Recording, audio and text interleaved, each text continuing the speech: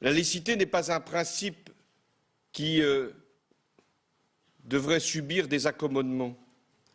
La laïcité n'est pas négociable. Notre responsabilité, la mienne, celle du gouvernement, c'est l'égalité entre les territoires. Malgré tous les efforts engagés, et ils ont été importants depuis 30 ans, il y a encore trop d'échecs. Bon, on a eu droit à la désormais traditionnelle conférence de presse de François Hollande.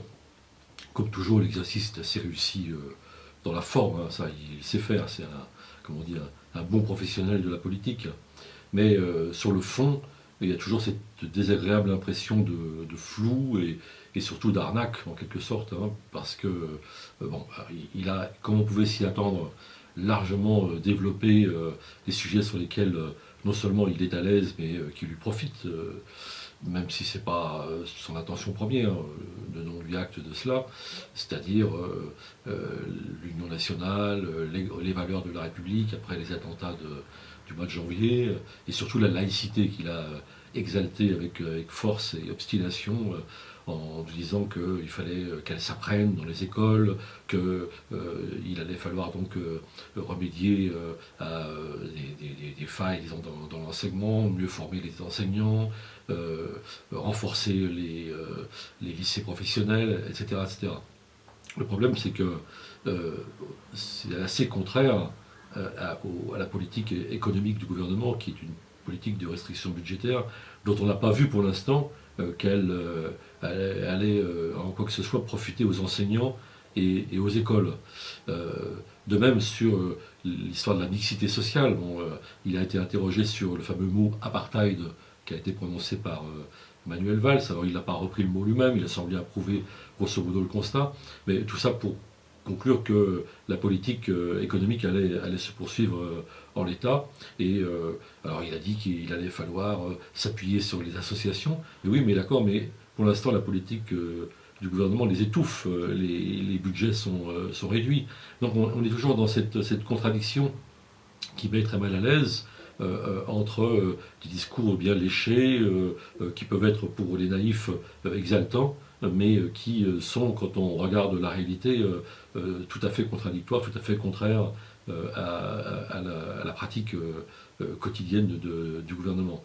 Et cette même contradiction, on l'a retrouvée à propos de la Grèce, qui a été, disons, l'autre grand morceau de cette conférence de presse, et l'actualité l'y obligeait, puisque la BCE a pris des décisions qui ferment un peu le robinet de l'aide, même beaucoup le robinet de l'aide à la Grèce, et place le gouvernement grec vraiment dans une situation très inconfortable, ce qui, entre parenthèses, est d'ailleurs un déni de démocratie. Mais justement, François Hollande, comme toujours, a essayé de faire la synthèse entre les contraires, ce qui est difficile parfois. C'est peut-être possible dans les couloirs du Parti Socialiste, c'est plus difficile sur la scène internationale, quand on dit à la fois ce qu'il a dit, la France veut que le peuple grec soit respecté, que les engagements pris devant le peuple grec soient respectés, et en même temps que les engagements pris par le gouvernement grec, l'autre, celui de droite, le précédent, celui qui a été battu dans les urnes, vis-à-vis de la Troïka et vis-à-vis des institutions européennes et financières, soient respectés aussi. On a envie de dire so what, quoi, et après que le meilleur gagne, c'est toujours un peu l'unité des contraires, quoi, hein.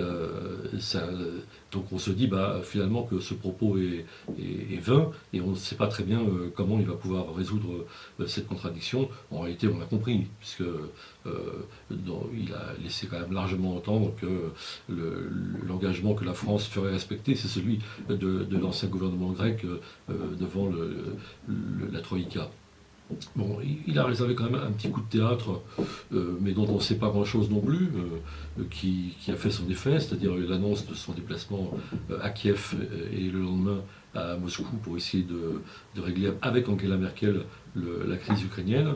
D'accord, mais là non plus on ne sait pas du tout ce qui va être sur la table, parce qu'il ne suffit pas de serrer la main à tous ces gens, il faut aussi avoir une proposition et on ne sait pas laquelle. Donc on attendra, on lui donnera acte avec un peu de patience pour savoir de quoi il s'agit, mais on ne sait rien. Donc tout ça est très flou, très contradictoire, tout ça se heurte globalement quand même à la politique du gouvernement. Et puis pour finir, on a l'impression qu'il a tiré jusqu'au bout, disons, la ficelle des grandes valeurs de la République, de la laïcité, etc. etc. Ce qui peut finir par être contre-productif quand ça se heurte en effet, ça se fracasse, a dit à juste titre un journaliste, un seul a posé la question sur les réalités économiques et sociales.